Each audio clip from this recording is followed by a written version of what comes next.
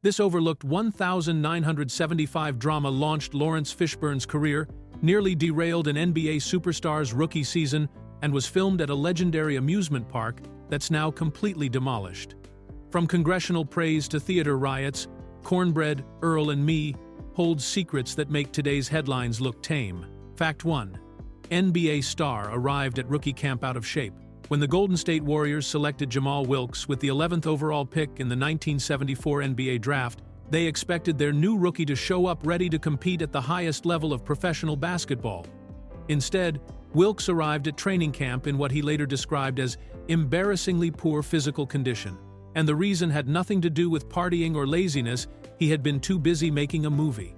Fresh out of UCLA, where he had been a two-time All-American and helped the Bruins win 2 national championships, Wilkes should have been using the summer to prepare his body for the grueling demands of professional basketball.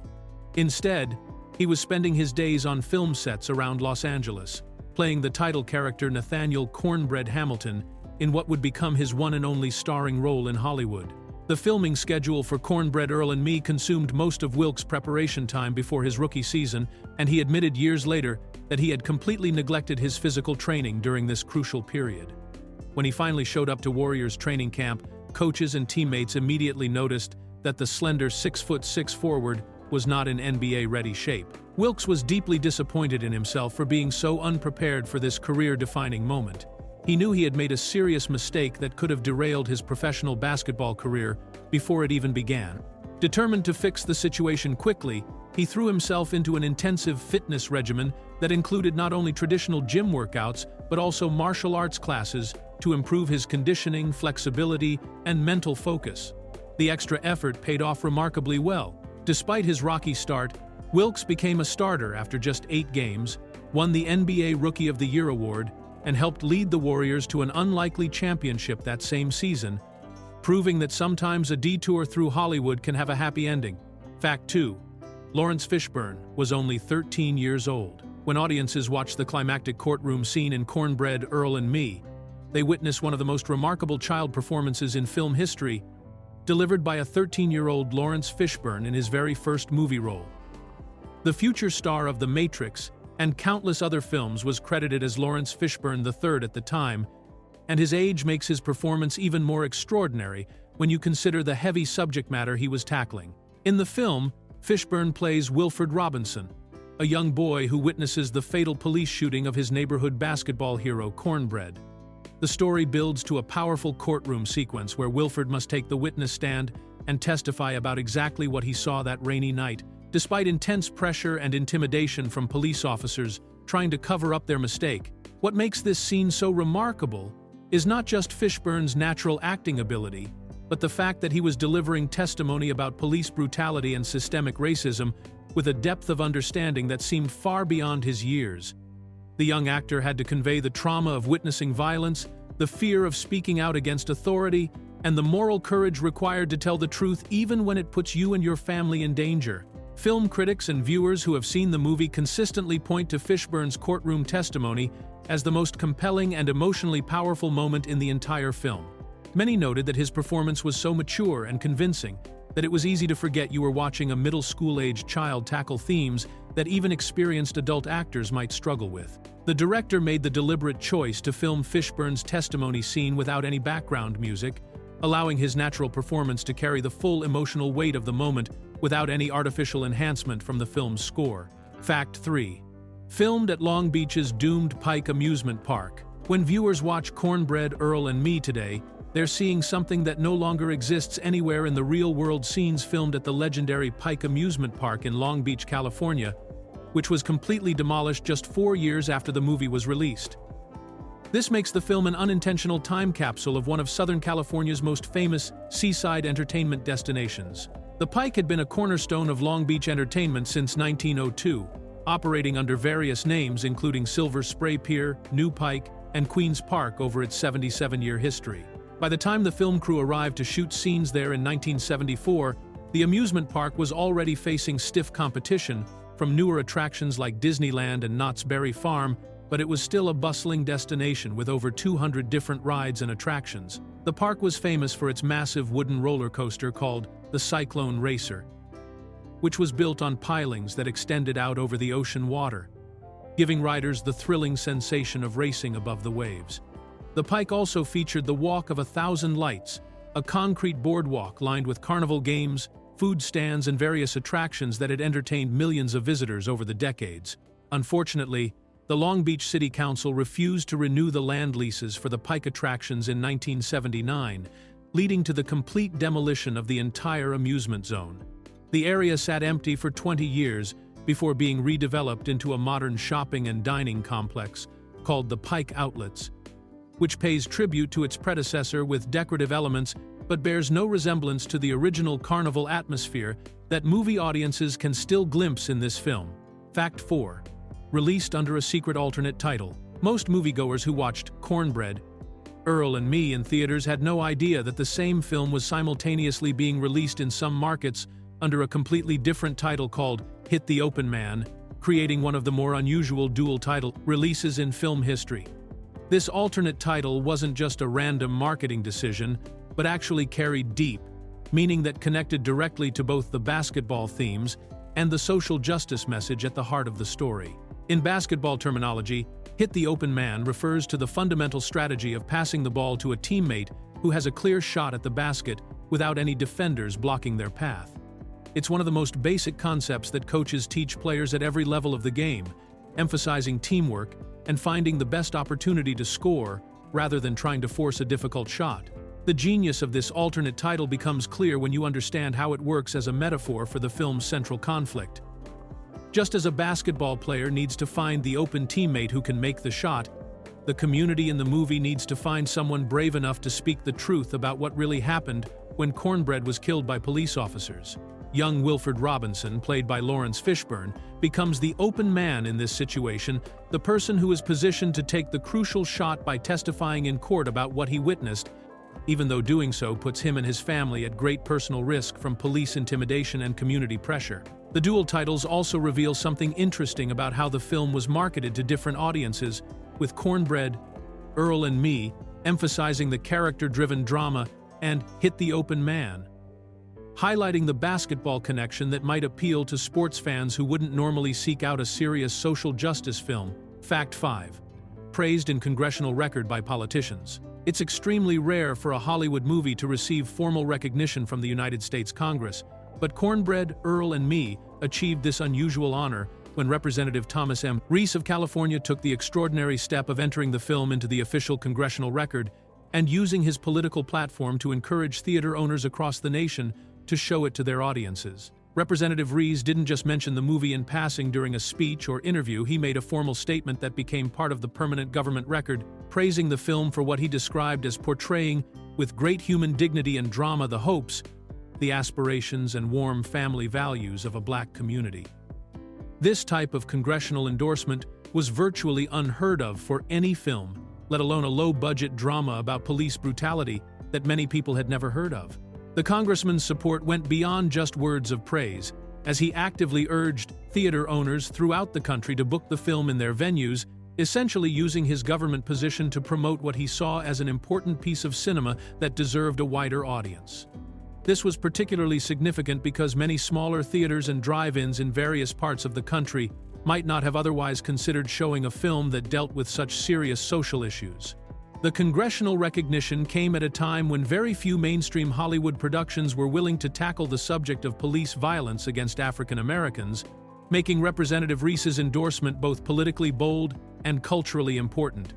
His formal statement in the Congressional Record helped legitimize the film's message and gave it a level of official government recognition that separated it from other movies of its era that dealt with similar themes.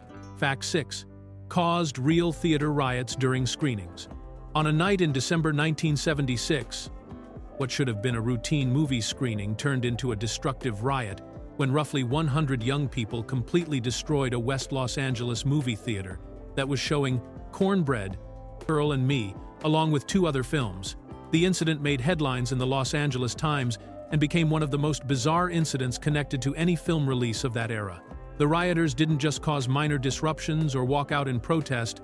They launched a full-scale attack on the theater itself, throwing various objects and projectiles directly through the movie screen, shattering windows throughout the building, systematically destroying theater seats, and completely demolishing the box office area where customers normally bought their tickets. The destruction was so extensive that the theater had to close for repairs after the incident. What made this riot even more serious was that 2 police officers who responded to calls about the disturbance were injured during the confrontation with the crowd, though reports from the time don't specify exactly how they were hurt or how severely.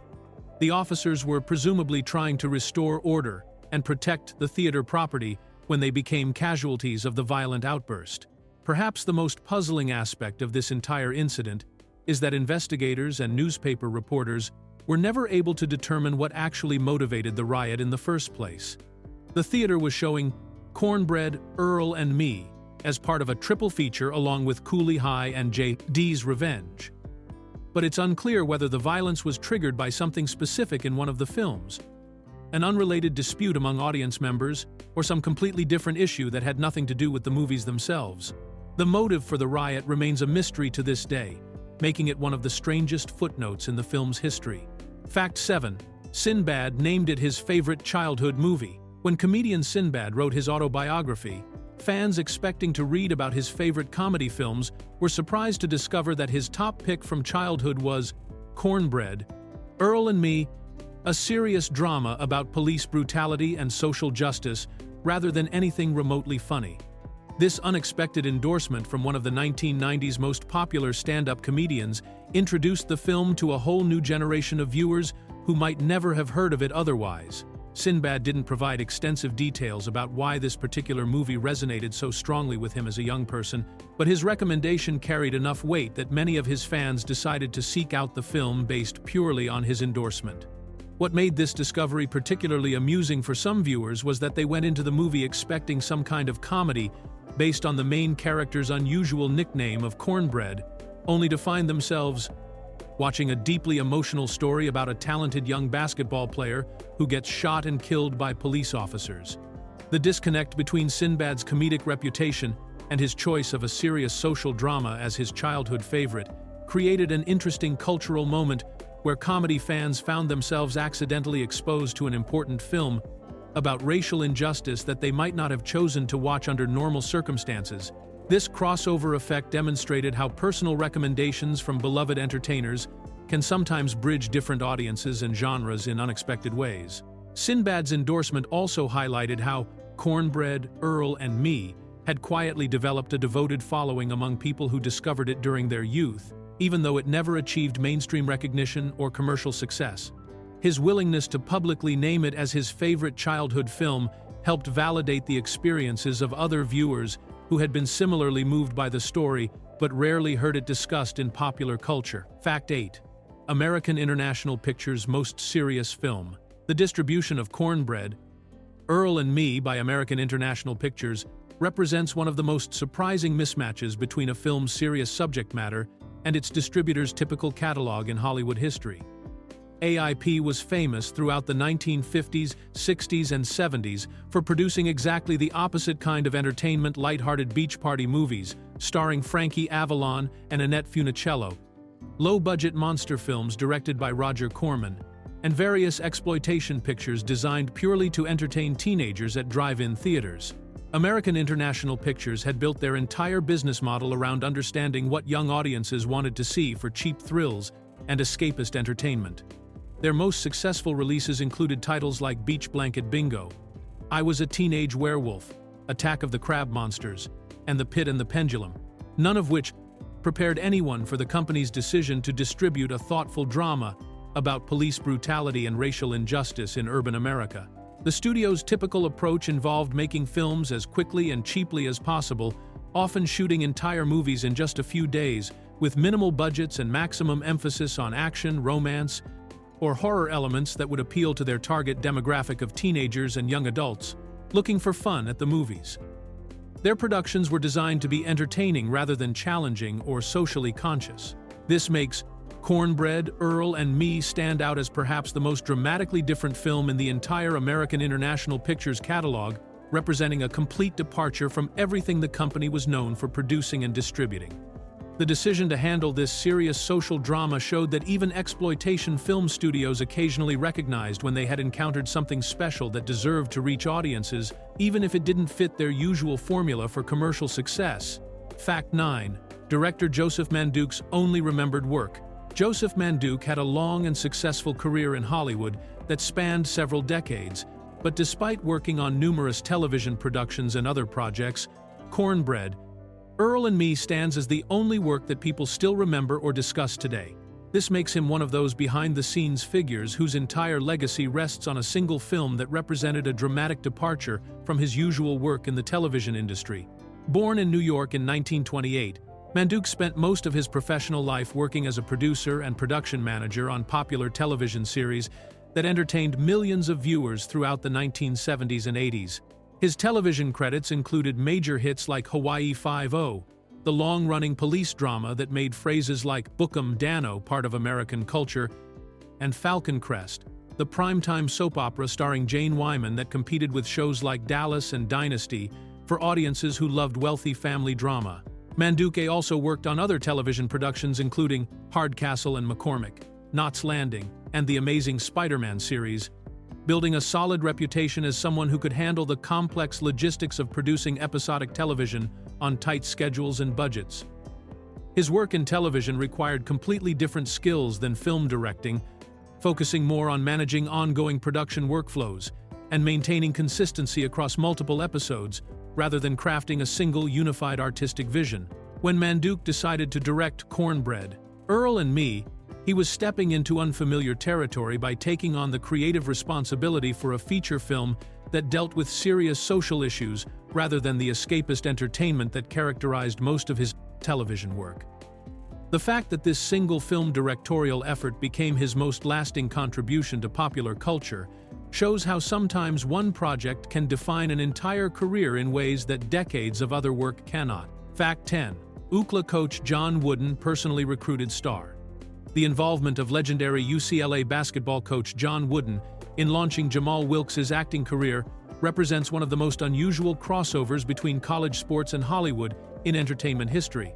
Wooden, who is widely considered one of the greatest basketball coaches of all time, personally served as the bridge between the film industry and his star player in a way that would be almost impossible to imagine happening today. The story began when producer Leonard Lammensdorf approached Coach Wooden about the possibility of having one of his players appear in the film he was developing about a young basketball star who becomes the victim of police violence. Rather than simply passing along a message or having an assistant handle the inquiry, Wooden took a direct personal interest in the project and decided to evaluate it himself before involving any of his players. After reviewing the script and determining that it was a worthwhile project that would reflect positively on his basketball program and the university, Wooden called Jamal Wilkes into his office for what must have been one of the most unusual meetings in college athletics history. The coach handed his All-American forward the complete screenplay and delivered a simple but memorable instruction that would change the trajectory of Wilkes' life beyond basketball. "Read it and think about playing the part," Wooden told his star player, effectively giving his blessing to what would become Wilkes' one and only starring role in a Hollywood film. This personal endorsement from one of the most respected figures in college sports carried enormous weight with Wilkes, who trusted his coach's judgment completely, and knew that Wooden would never steer him toward anything that might damage his reputation or future prospects. The fact that Wooden took such a hands-on role in this decision shows the level of care and attention he paid to all aspects of his players' lives, both on and off the basketball court. Fact 11. One of first Hollywood police brutality films. When Cornbread, Earl and Me was released in 1975, it tackled a subject that mainstream Hollywood had largely avoided addressing directly: the fatal shooting of an unarmed African American by police officers and the systematic cover-up that follows. Film historians and critics now recognize it as one of the first major studio productions to confront this specific type of police violence head-on, making it remarkably ahead of its time in dealing with issues that would become central to national conversations more than 4 decades later. The film's core story, a promising young black man mistaken for a criminal and shot by police, followed by official intimidation of witnesses and attempts to protect the officers involved, reads like it could have been inspired by cases that have dominated headlines in recent years. However, the movie was made during an era when such incidents rarely received widespread media attention or sparked the kind of national debate that has become common in the 21st century. What makes the film particularly prescient is not just its focus on the shooting itself, but its detailed exploration of how police departments and city officials close ranks to protect officers who make fatal mistakes, how witnesses face pressure and intimidation to stay silent, and how communities struggle to seek justice through a legal system that seems designed to protect law enforcement rather than hold it accountable. The movie's depiction of these dynamics was so accurate and insightful that modern viewers often express surprise at how contemporary the story feels, despite being nearly 50 years old. This has led many film scholars to reassess the movie's historical importance, recognizing it as a groundbreaking work that addressed systemic problems in American policing long before they became part of mainstream political discourse and social justice movements. Fact 12. Premiered as United Negro College Fund benefit. The world premiere of Cornbread, Earl and Me on May 20, 1975, was not a typical Hollywood red carpet event, but rather a charitable benefit screening at New York City's Penthouse Theater, designed to raise money for the United Negro College Fund. This premiere strategy reflected the filmmakers' commitment to using their movie as a tool for supporting African American education and community development, rather than simply maximizing their own profits from the first night's ticket sales. The United Negro College Fund, which supports historically black colleges and universities across the United States, was chosen as the beneficiary because the organization's mission aligned perfectly with the film's themes about the importance of education and opportunity in African American communities. The movie's central character, Cornbread, represents exactly the kind of young person the fund was designed to help: someone with talent and potential, who needs financial support to pursue higher education and break cycles of poverty. The premiere was just the beginning of a series of benefit screenings held in different cities to support the fund, with additional events planned for Los Angeles and other major markets. The Los Angeles benefit was scheduled to take place at the Screen Directors Guild, showing how the film industry itself was embracing the movie's message and supporting its charitable goals. The financial success of these benefit screenings was immediate and impressive, with the New York premiere and the subsequent regular screenings at the Penthouse Theater generating $83,512 in box office receipts during just the first week of the film's release. This strong opening performance demonstrated that audiences were eager to see a movie that dealt seriously with social issues while also supporting a worthy cause through their ticket purchases. Fact 13. Based on two different source materials. One of the most puzzling aspects of Cornbread, Earl and Me is the ongoing confusion about which novel actually served as the source material for the screenplay, with different authoritative sources providing completely contradictory information that has never been definitively resolved. The film's official credits clearly state that it was based on Ronald Fair's 1966 novel Hog Butcher. But the American Film Institute's comprehensive catalog suggests that the real source was actually a novel called Hit the Open Man, written by Leonard Lammensdorf. This confusion becomes even more interesting when you consider that Leonard Lammensdorf was also the screenwriter and producer of the film, meaning he would have been in the perfect position to adapt his own novel for the screen. According to some accounts, Lammensdorf was working as a real estate developer when he wrote Hit the Open Man, and he later told his tax attorney about the novel because he believed it would make an excellent film. The mystery deepens when you realize that Hit the Open Man was also used as an alternate title for the movie's release in some markets, creating a direct connection between Lammensdorf's alleged novel and the finished film that goes beyond just the screenplay adaptation. This suggests that there might have been some kind of rights or credit issue that led to Ronald Fair's Hog Butcher being listed as the official source material instead of Lammensdorf's work. Film historians and researchers have been unable to locate copies of either novel to compare them with the movie's plot and determine which one actually inspired the story, making this one of those Hollywood mysteries that may never be completely solved. The conflicting information in official records means that even academic sources disagree about the film's true literary origins, leaving the question open for future investigation. Fact 14. Los Angeles City Council gave it official honor. On June 30, 1975, the Los Angeles City Council took the highly unusual step of officially honoring Cornbread, Earl and Me, with a formal recognition for what they described as excellence in community service and entertainment, making it one of the very few films in Hollywood history to receive this type of municipal government endorsement. This official city recognition was particularly meaningful because Los Angeles is the home of the entertainment industry, meaning the council was essentially giving their stamp of approval to a film produced in their own backyard. City councils rarely take positions on individual movies or television shows, preferring to stay out of entertainment industry matters that might be seen as politically controversial or outside their normal scope of municipal responsibilities. The fact that the Los Angeles City Council chose to make an exception for this particular film demonstrates how strongly they felt about its positive message and potential impact on their community. The timing of this honor was also significant, coming just 6 weeks after the film's premiere and during the early days of its theatrical release, when positive word of mouth and critical recognition could still influence its box office performance and cultural reach. By giving the film their official blessing during this crucial period, the City Council was essentially using their political platform to encourage Los Angeles residents to see the movie and support its message. The specific language of the recognition, highlighting both community service and entertainment, shows that the council understood the film's dual nature as both an important social statement and a piece of popular culture. This acknowledgement reflected their belief that entertainment could serve educational and social purposes beyond just providing escape or amusement, making Cornbread, Earl and Me a model for how Hollywood could use its influence to address serious social issues. Fact 15. Fishburne's testimony scene had no musical score. The most emotionally powerful moment in Cornbread, Earl and Me occurs when 13-year-old Laurence Fishburne takes the witness stand to testify about what he saw the night police officers shot and killed his friend Cornbread, and this crucial scene was deliberately filmed without any background music whatsoever.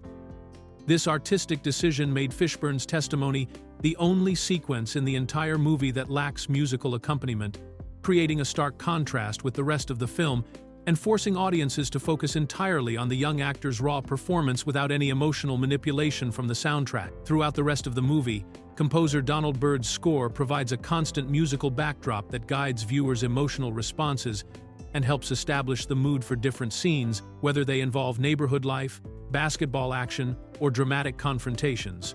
The sudden absence of music during the courtroom testimony creates an almost jarring silence that makes the scene feel more realistic and documentary-like compared to the more stylized approach used elsewhere in the film. Film critics who have analyzed the movie over the years consistently point to this musical silence as one of the most effective directorial choices in the entire production, noting how it allows Fishburne's natural acting ability to carry the full weight of the moment without any artificial enhancement.